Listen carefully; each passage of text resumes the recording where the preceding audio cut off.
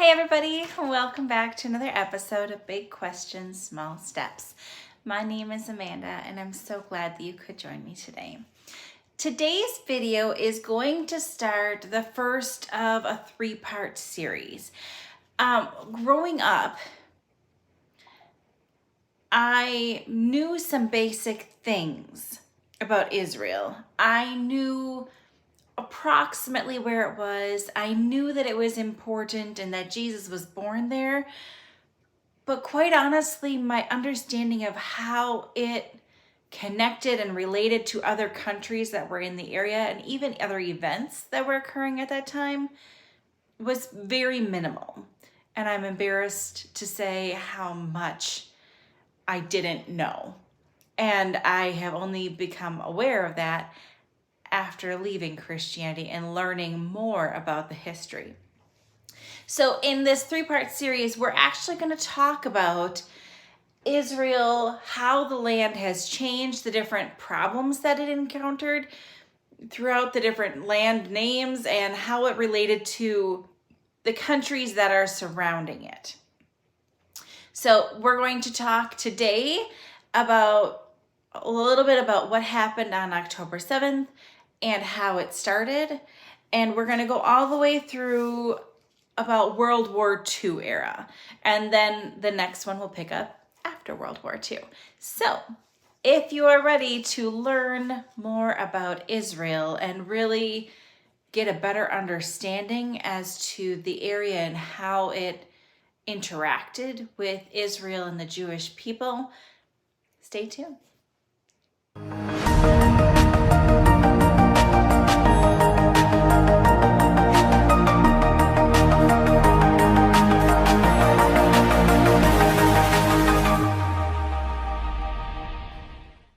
So before we get very far at all, let's go over a little bit of vocabulary that we need to have clarified for our understanding so we can communicate about this situation more effectively. So when we talk about Israel, we are talking about a country in the Middle Eastern area, and it is the only state or country that recognizes Judaism as the primary religion. Okay. Israel is known as the Jewish homeland. It is everything to a lot of people.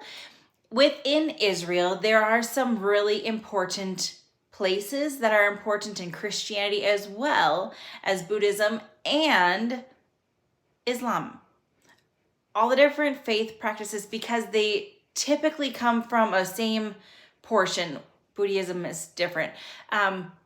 So like Christianity starts with Judaism and then it transfers into when Jesus was born and following Jesus. Okay. Islam starts in the beginning part of the Torah is recognized by people of the Islamic faith. And then they have the Prophet Muhammad, whom they believe is the last and final prophet, and he gives additional instructions.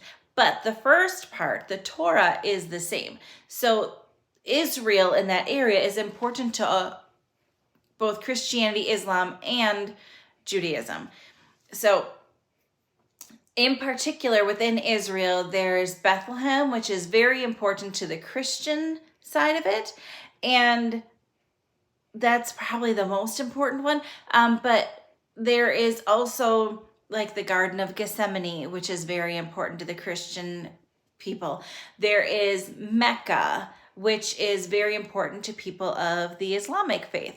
So there's different things that are important in Israel, and there's this constant pull, if you want to call that, from the different religions.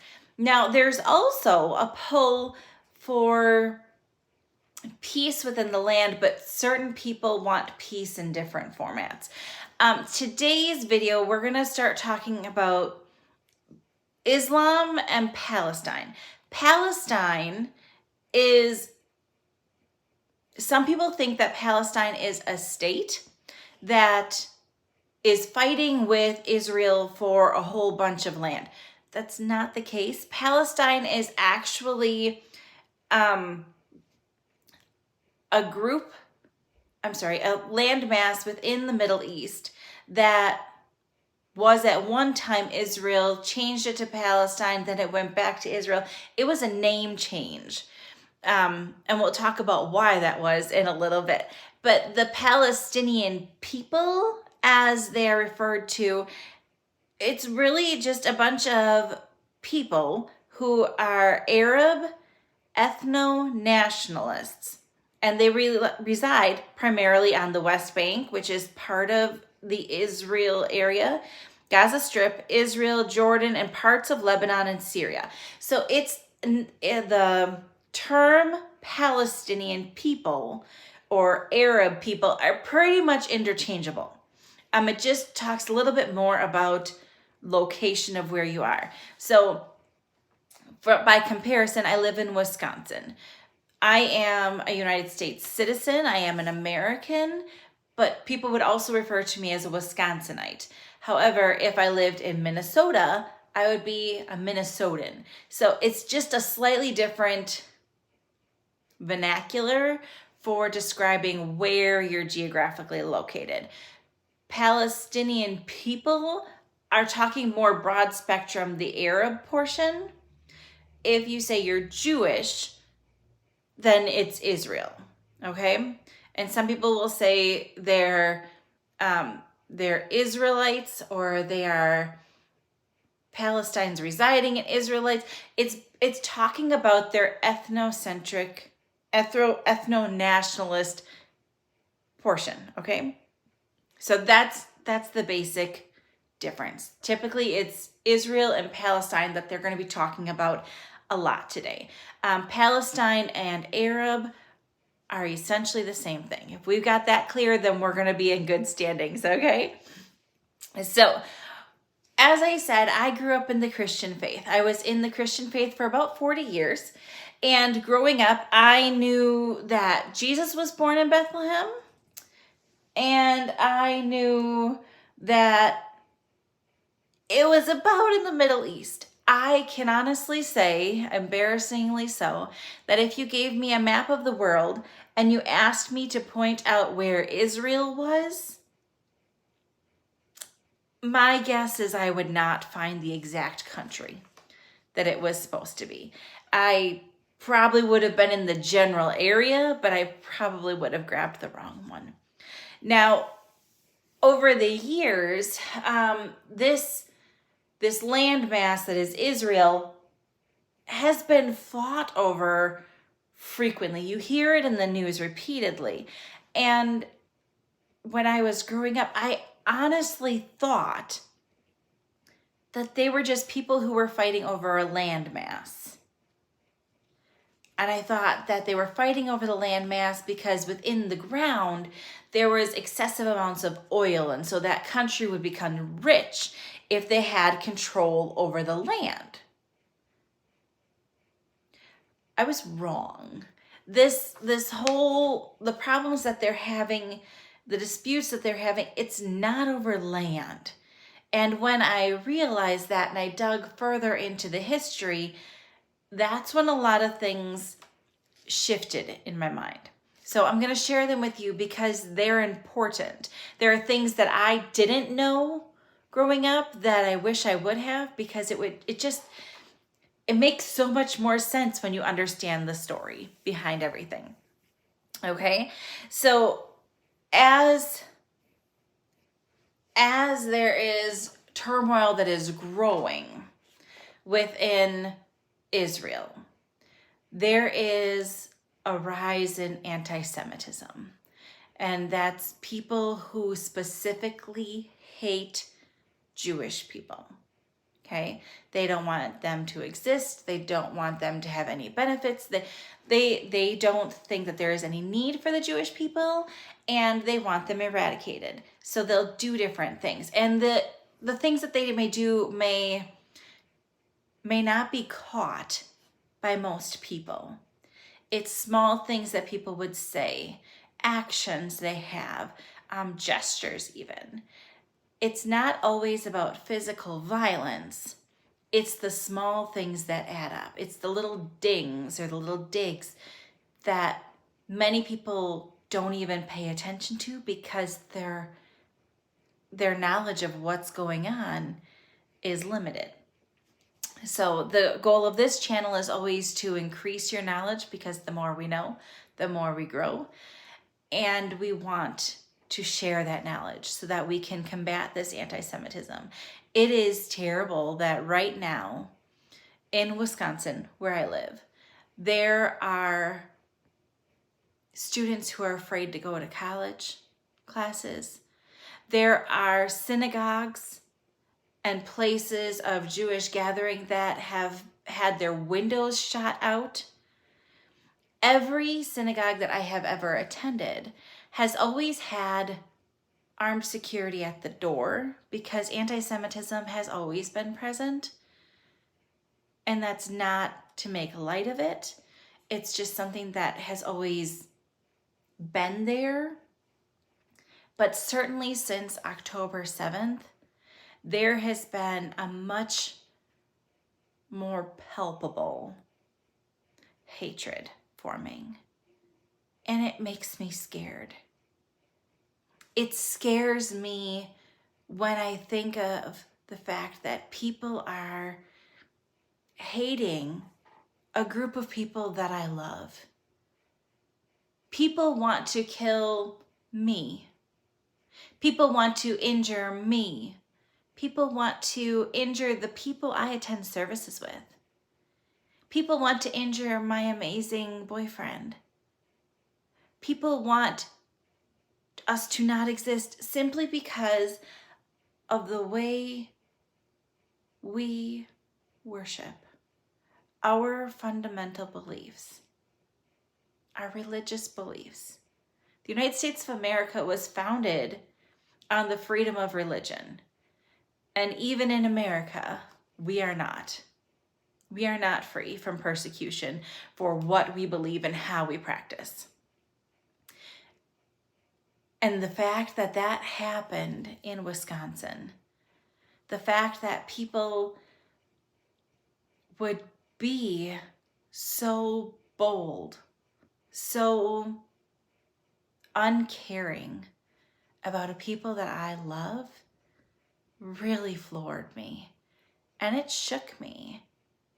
There are people at my synagogue who are so afraid since the October 7th attack that they have not been back to services. Can you imagine being so fearful for your life that you have to change how you live your life? That's something I never had to think about when I was a Christian. It was the main religion. It's the popular thing. I did what I want when I wanted, and if I didn't want to do something, then I didn't do something. But I was never persecuted for it. I was never made to feel less than because of what I believed, or how I practiced, or how I lived my life. But I can honestly tell you that since October 7th, that has not been the case for the Jewish people. And that makes me mad. And it makes me sad. And it makes me scared for all those that I love. But that's not about our topic today. We need to get past the fear to get to the heart of what's going on. And we can't get to the heart of what's going on in Israel without taking a couple of steps back. So let's start by talking about what happened on October 7th. Because October 7th was a huge deal for the Jewish community. On October 7th, there is this radical group of people known as Hamas. It is a terrorist group. Some people think it's a political group. It's not. It's a terrorist group. Their goal is to kill people. specifically the Jewish people, they broke the borders of Israel. So Israel is a country. Israel has borders. They have military personnel at the borders to make sure that the people inside stay safe. Hamas on Shabbat broke the borders and killed 1,200 people. Okay, so for the Jewish people, Shabbat, Friday night into Saturday night, is very holy. Okay, happens every week, very holy, very important. And this extremist group decided that we want to mess with them. We're going to go and antagonize them and attack them on their holiest of days. Well, not the holiest of days, but a very important day. Okay, there's many important days in Judaism, but Shabbat is a very important one. Okay, they killed that one night 1,200 people. 1,200. Okay, they also abducted and kidnapped 129 people. Okay, and it was very random. They've kidnapped babies, they kidnapped middle-aged people, they kidnapped elderly people. And the propaganda that you're hearing is, oh no, we took these captives because they were a threat to us. Really? A 4-month-old is a threat? A threat? An 89-year-old grandpa is a threat? They took these people and if they didn't execute them right away, which there was a lot of that. There was a 9-year-old girl who was kidnapped and she saw so many dead people that were executed on her way to the hiding place that they put her in, that she thought her dad was among them. She was ripped from her father, and she didn't cry the whole time she was in the bunker for her dad because she thought her dad was dead already. 1,200 people killed. 129 people abducted and kidnapped. These people are tortured. These people have there have been females who have their genitalia cut off, who are killed, who are cut apart. There are babies that have been tossed into the air and shot purely for shock value. They don't value human life. It was more of a spectacle to scare the people by what they were doing than anything else, in my personal opinion. Now, it has been 231 days as of Friday that these individuals have been abducted. They have not been allowed to return. There have slowly been some releases, but there are also additional ones that are picked up. The last report that I saw was on April 6th. It was 133 people were still in captivity.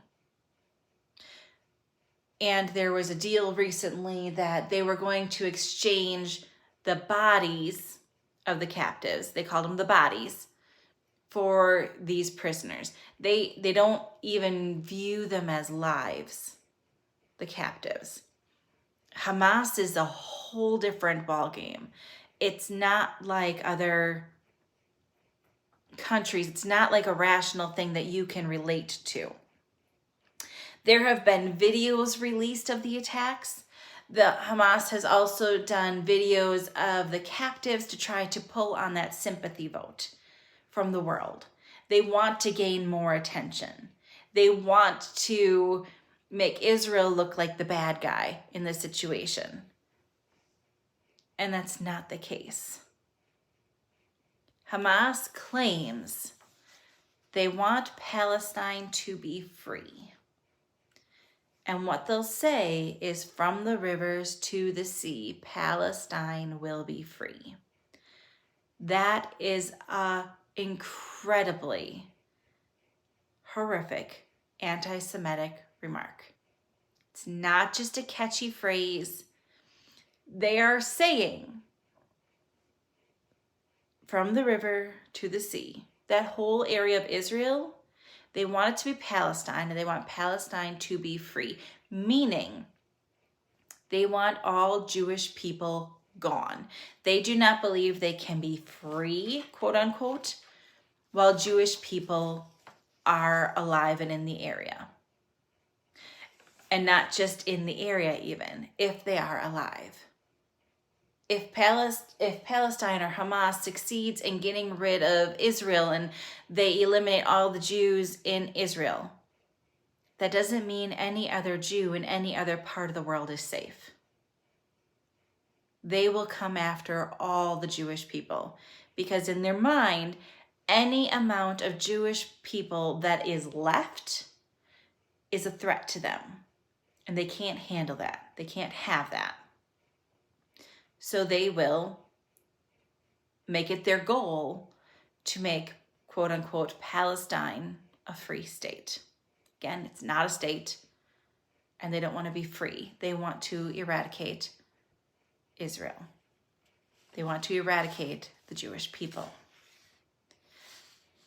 Now, me being on the conversion path, you can completely understand why I would have a problem with that.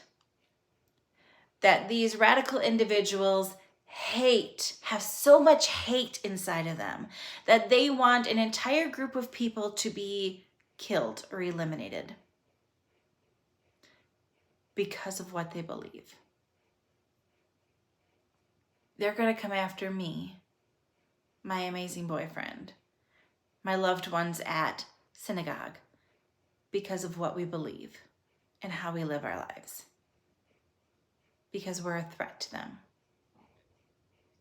I have a problem with that. I have a significant problem with that. And I have a problem with the fact that many people are turning a blind eye. Many people are saying, well, it just needs to be a ceasefire, or everybody just needs to get along. It's my safety they're talking about. You can't put a Band-Aid on this and it be okay. It doesn't work like that. But let's understand the history of this conflict and how it got to this point before we get hung up too much on what's going on right now. Okay? So let's go back to the very beginning. When the Torah was written, when the Old Testament was written, when the first part of the Quran was written, okay? Talking about the beginning, the Jewish people were in a land named Israel, okay? They named it Israel. They were sent into exile into Egypt, and they came back, and Israel was the land that God promised the Jewish people, okay? That's the area. Now, it was taken over as things happen. There was a war, a disagreement with the Roman Empire, and they decided to change the area's name, which happens frequently in wars and takeovers. They changed the name to Judea, okay? It was a vassal state, or like a territory of the Roman Empire, okay? In that area, when they took it over, they limited some Jewish practices. They had a Bar Kokhba revolt. And in that, the Jewish people started to try to push back against the Roman Empire, and they were trying to gain independence. They almost succeeded, almost. However, the Roman Empire took control again, and they took control of the area. They were ticked that the Jewish people tried to take control of the area again, or the land again. So they decided to change the whole name of the land to Palestine, basically to insult the Jewish people, feel like it was taken away from them, okay? So the land was Israel. Then they changed it to Judea, like Judea. and then they changed it to Palestine. Okay? Israel first, then they changed it to Palestine. They changed it to Palestine again to insult the Jewish people. Then came the Crusades. The Crusades was a very, very violent time in many parts of the world, and certainly in the Jewish culture, that was also the case. There were people who were tormented and tortured, and they were just trying to find a place to survive. Now, within that area, there was a lot of Jewish people. At the Crusades, a lot of people started to flee because they were trying to survive. Okay? Not all the people lived in Israel all the time, but certainly at the Crusades, they started to flee more rapidly. They were trying to get to a safe place. Okay? After the Crusades, the Mamluk, it was a group of the Islamic group, they took over the Mamluk. So they took over the land. It was still Palestine at that time. The land was then conquered by the Ottoman Empire. Again, it was ruled by a group of people with Islamic backgrounds, still in that area. But the Jewish people were tolerated during that time. Okay, so that land, which once was Israel, changed it to Judea, changed it to Palestine, then it was part of the Ottoman Empire. So it wasn't named Palestine or Israel at that time. It was just part of the Ottoman Empire. Jewish people were there. There were bans on what they could have, how they could live. Okay, they were thought of as like a lower class citizen or a less than. So there was actually bans on owning land if you were a Jewish person. Now, certainly there were people who found ways to work around it, but there was a ban on Jewish landowners at that time in the Ottoman Empire. Then came the Balfour Decree. Okay, at this decree, there was a promise made that a portion of the land that was in this area would always be known as the Jewish homeland. Because it was at the beginning, Balfour Decree promised a portion of the land as the Jewish homeland. Okay? Israel and a chunk of Jordan, it was known as Transjordan. I'm going to put a picture up here for your reference. So it was this chunk of land that was founded in the Balfour Decree. This is the land that they had, okay? Now, there were conflicts with Russia in the area, and they were restricting Jewish people and trying to prevent them from getting too powerful. It's a great deal of land that they had, a lot of resources. Russia was nervous that the Jewish people were going to get too powerful.